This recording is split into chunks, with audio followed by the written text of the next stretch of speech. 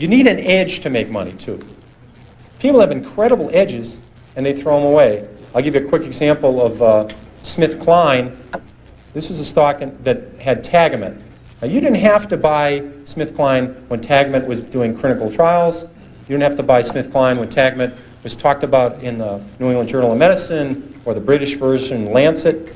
You could have bought SmithKline when Tagamet first came out, a year after it came out. Let's say your spouse, your mother, your father, you were a nurse, you were a druggist, you're writing all these prescriptions. Tagamet was doing an amazing job of curing ulcers, and it was a wonderful pill for the company because if you just stopped taking it, the ulcer came back. See, it would have been a crummy product if you took it for $1 and it went away, but it was a great product for the company. But you could have bought it 2 years after the product was on the market and made 5 or 6 times your money. I mean, all the druggists, all the nurses, all the people, millions of people saw this product.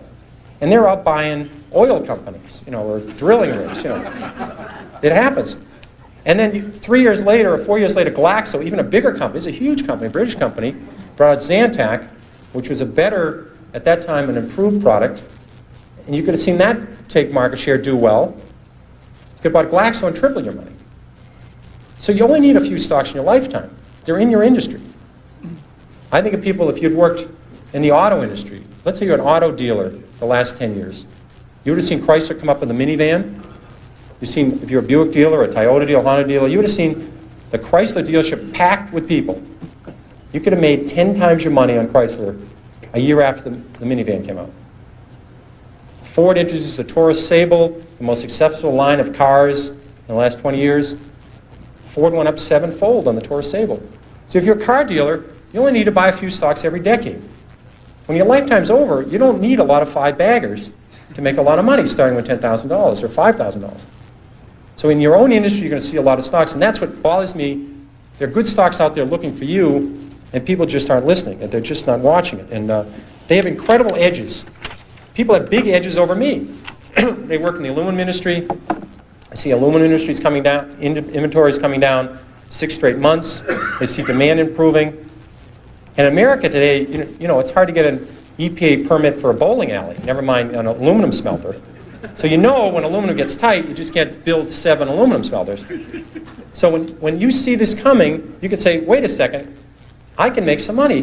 When an industry goes from terrible to mediocre, the stock goes north. When it goes from mediocre to good, the stock goes north. And it goes from good to terrific, the stock goes north.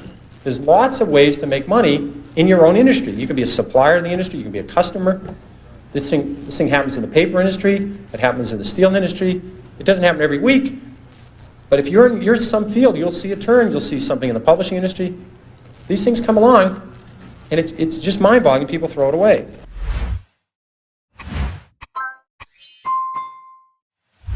A lot of times people buy on the basis, the stock has gone down this much, how much further can it go down? I remember when Polaroid went from 130 to 100, people said, here's this great company, great record. If it ever gets below 100, just buy every share, and it did get below 100. A lot of people bought on that basis saying, look, it's gone from 135 to 100. It's now 95, what a buy. Within a year, it was 18. And this is a company with no debt. I mean, this is a company, it was just so overpriced, it went down. I did the same thing in my, I think my first or second year at Fidelity. Kaiser Industries had gone from $26 a share to 16. I said, how much lower can it go? It's 16. So I think we bought one of the biggest blocks ever on the American Stock Exchange of Kaiser Industries at 14. I said, it's gone from 26 to 16. How much lower can it go? Well, at 10, I called my mother and said, Mom, you got to look at this Kaiser Industries. I mean, how much lower can it go? It's gone from 26 to 10. Well, it went to 6, it went to 5, it went to 4, it went to 3. And now, fortunately, this happened rapidly, or I would probably be still caddying or working at the Stop and Shop, but it happened fast. So I was able to, it was compressed. And at 3, I figured out, there's something very wrong here because Kaiser Industries owns 40% of Kaiser Steel, they own 40% of Kaiser Aluminum, they own 32% of Kaiser Cement, they own Kaiser Broadcasting, they own Kaiser Sand and Gravel, Kaiser Engineers, they own Jeep, they own business after business, and they had no debt. Now, I learned this very early. This might be a breakthrough for some people. It's very hard to go bankrupt if you don't have any debt. It's tricky. Some people can approach that. It's a real achievement. But they had no debt, and the whole company at 3 was selling at about $75 million. At that point, it was equal to buying one Boeing 747. I said, there's something wrong with this company selling for $75 million. I was a little premature at 16, but I said, everything's fine, and eventually this will work out.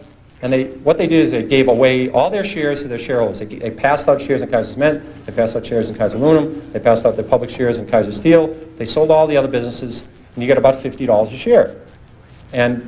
But if you didn't understand the company, if you're just buying on the fact the stock had gone from 26 to 16, and then it got to 10, what would you do when it went to 9? What would you do when it went to 8? What would you do when it went to 7? This is the problem that people have, is they sell stocks because they didn't know why they bought it, then it went down, and they don't know what to do now. Do you flip a coin? Do you walk around the block?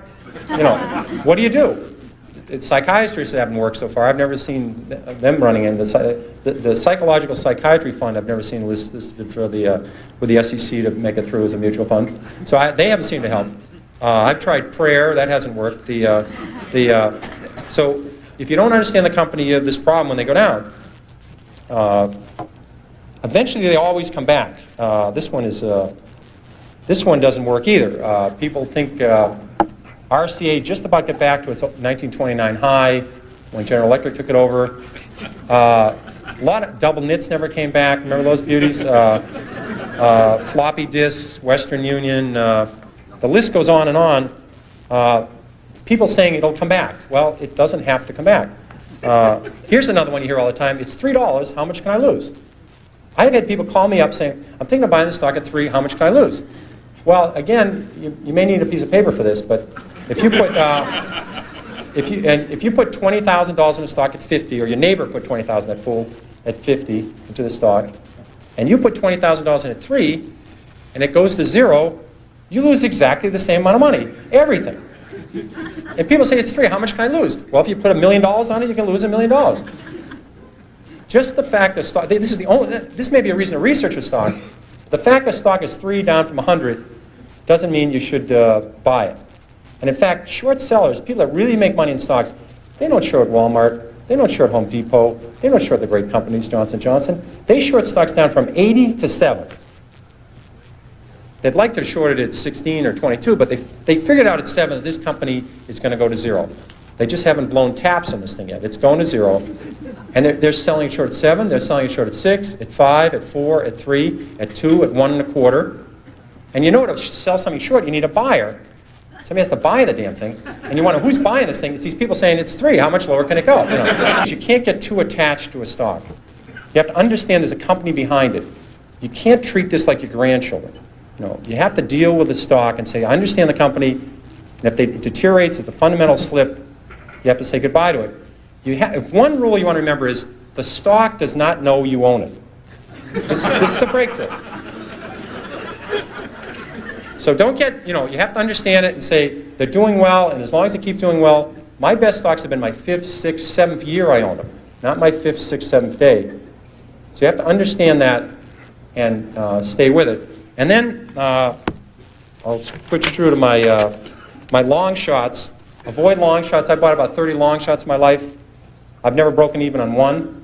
The ones that are really bad are what we call whisper stocks. And if Arthur Levitt was here, he'd appreciate these stories. But these are the times that somebody calls you up and say, hi, Peter, how's Carolyn, how are the kids? And I'd like to talk to you about International Blivet. And what they have in this company is very good about the earnings. Earnings going to be very, they're going to be big, small. $3, $1 a share. And they keep whispering, and they say, what are you talking about? I don't understand it. And these are, now either they're so surrounded by people that are going to run out and buy this stock because it's so exciting, or they think the SEC's listening in, they'll get a shorter term. They'll get 6 months in the camp rather than 2 years in the camp. But whisper stocks don't work. There's always something to worry about. If you own stocks, there's always something to worry about. You can't get away from it. What happens in the 50s, people were worried about, the only reason we got out of the Depression was World War II. We got another recession. In the early 50s, they said we're going to go right back into a depression.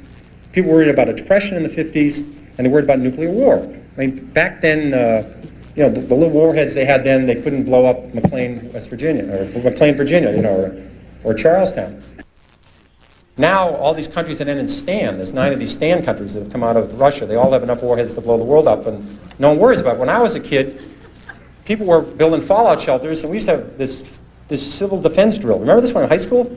You get under your desk. I never thought even then that was a particularly good thing to do.